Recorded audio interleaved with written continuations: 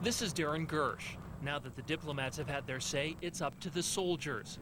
Analysts consider an American victory a certainty, but even with overwhelming U.S. military superiority, former Federal Reserve Governor Lawrence Meyer cautions there will be good days and bad days ahead. We're in a period of maximum risk and uncertainty.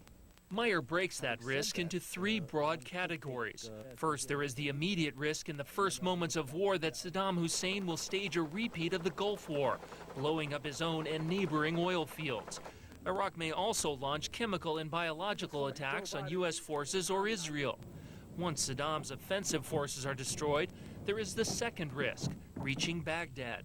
The U.S. military has promised a lightning attack, but if coalition troops bog down, casualties are likely to rise. And finally, there is the risk of winning the war itself. There is a very significant possibility of great uncertainty, continued conflict in a post-conflict environment, in circumstances where we're not at war, but there are tensions both within Iraq and within the region. Rebuilding and securing Iraq could cost $20 billion a year.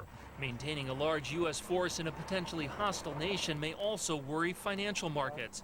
And analysts caution against counting on quick increases in Iraqi oil production.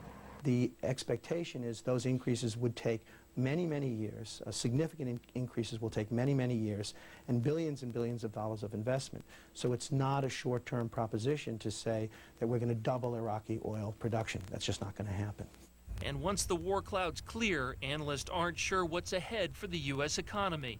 It has been difficult, nearly impossible, to parse out how much of the recent weakness has been due to geopolitical uncertainty and how much to deeper and more persistent concerns. So now that the waiting is coming to an end, all that's left are the real risks of war. Darren Gersh, 90 Business Report, Washington.